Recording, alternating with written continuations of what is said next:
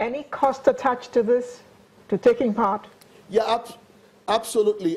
If you are coming from a government institution or a private organization, the two-day conference would cost you about $25,000 specifically. But if you are coming as an individual and you are registering as an individual, you would pay only 10,000 naira for the 2 days, because we will subsidize your costs, at the end of the day, so that every person who is willing, who is making a difference, who chooses to be part of this conference, can participate. And so the first 200 people that will register on Monday, for instance, will get a major discount from 25,000 to 10,000 naira, specifically.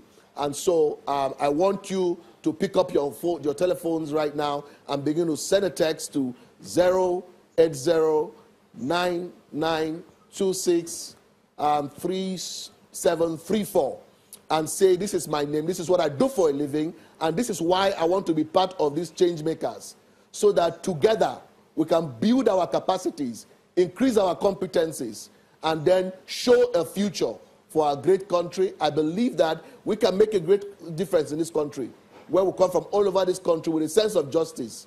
Can we grow our capacity? The challenge of this country is deficit of leadership capital, and people complain about it everywhere. But not many people are willing to invest in themselves and grow themselves so that they can be a part of progress, they can be a part of change. And this is the future. This conference is going to be like no other. I look forward to receiving those who want to partner with us in this conference. You can call to say, I want to be part of this conference. I want to even sponsor young people from my own constituency. We have written to the National Assembly and we have asked them to support young people in their constituencies and sponsor them to the conference, so that from the grassroots we can have young people who are groomed and developed, and in that future they can go back and become the trainer. This is the best thing that will happen in this country, and I know you can't miss it. Mr. Korea, the conversation we're having now and the statements of building a future for Nigeria, building capacity of leadership in Nigerians, this is not the first time we've had these conversations. This is not the first time we've had people talk about setting up conferences and impacting the youth and all of that. So why would anybody want to look at this in a different way? My brother, it has been 24 years since I was 19 years old. I have been in the business of developing leadership capital for this country, and most of the time as an individual and with little contribution from quite a lot of institutions.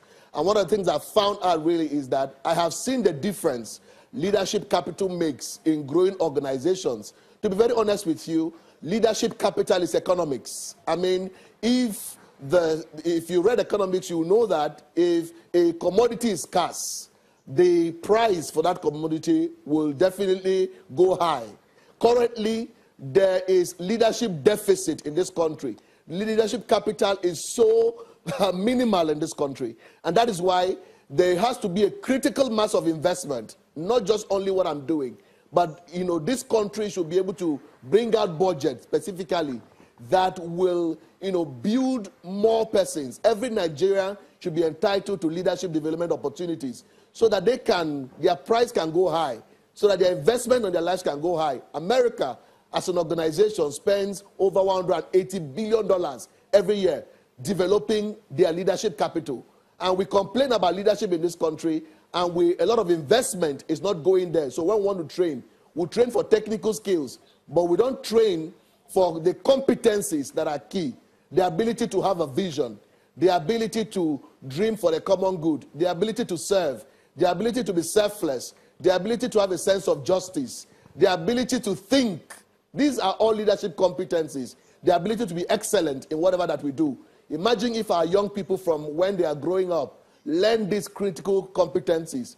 When they find themselves in public positions of honor, they will serve this country with high level of hard work and enterprise.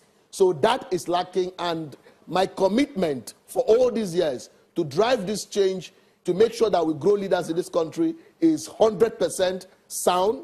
And it will continue because I have built disciples all over this country who are making a difference. And I'm proud to say that in a very short while, Nigeria will now begin to see that there are new leaders emerging in this country. And in this conference, a lot of the new leaders will be meeting themselves. And at the end of the day, they will be part of the future of progress in our great country.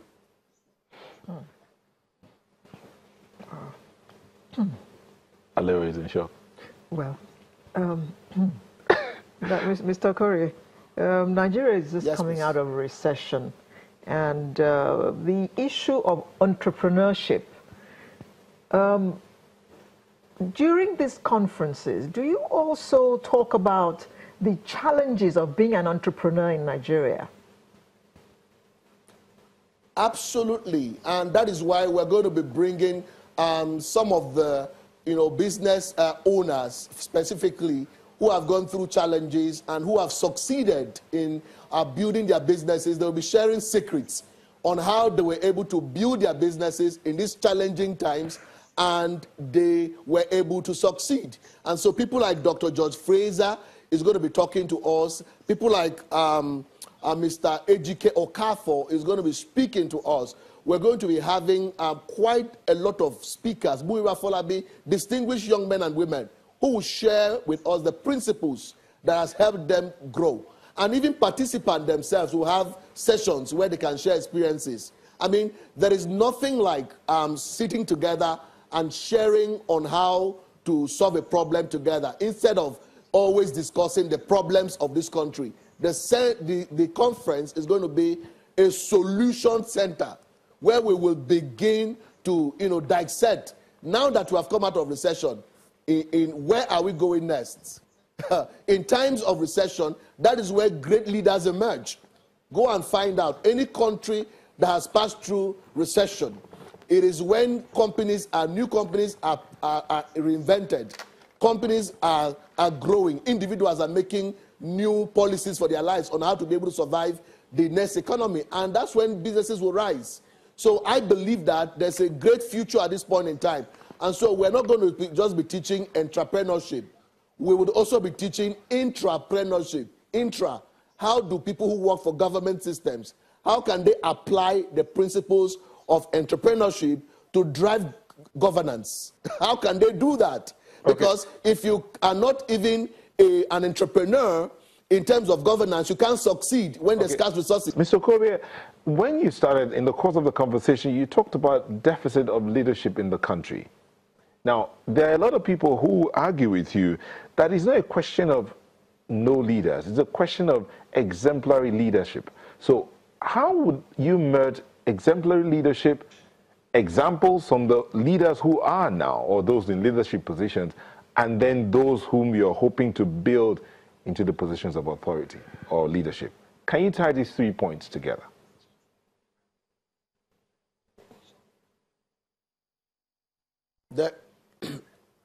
The truth of the matter is that the fastest way to influence a generation is by example. And the truth of the matter is that a lot of the people who occupy public positions are no inspiration at all. A lot of the people who make decisions for this country in the states and in the local government area, over 80% of them do not know the reason why they actually get into office.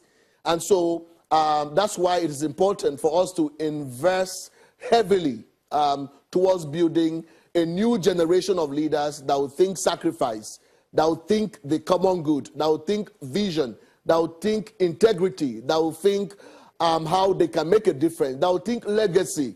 And if you have this kind of young people emerge, then it will be a school of thoughts against an older school of thoughts.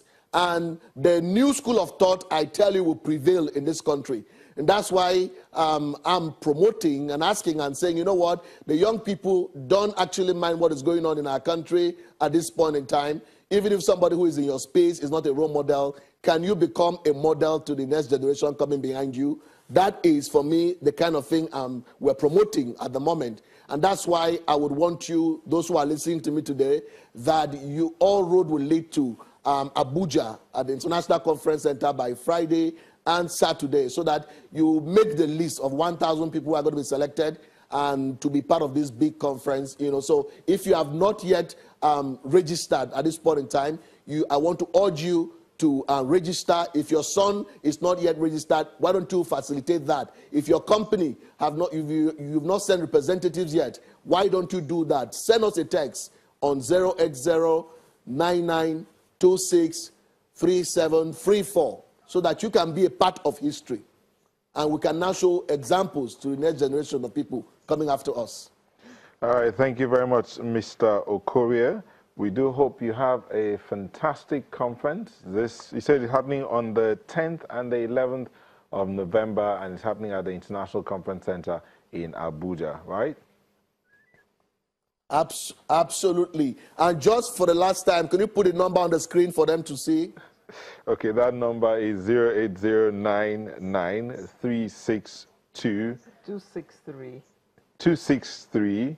734. We can have it on the screen, 08099263734 is the number to send an SMS to if you want to be a part of the conference. It's going to be, there's a limited number of seats, so you need to send it real quick and then they'll get back to you. Otherwise, you can go to their website, GOTNI ELC, GOTNI, www.gotnielc.org to register and get more information. Thank you so much, Mr. Linus Okorie, Convener, Emerging Leaders Conference 2017. We wish you well.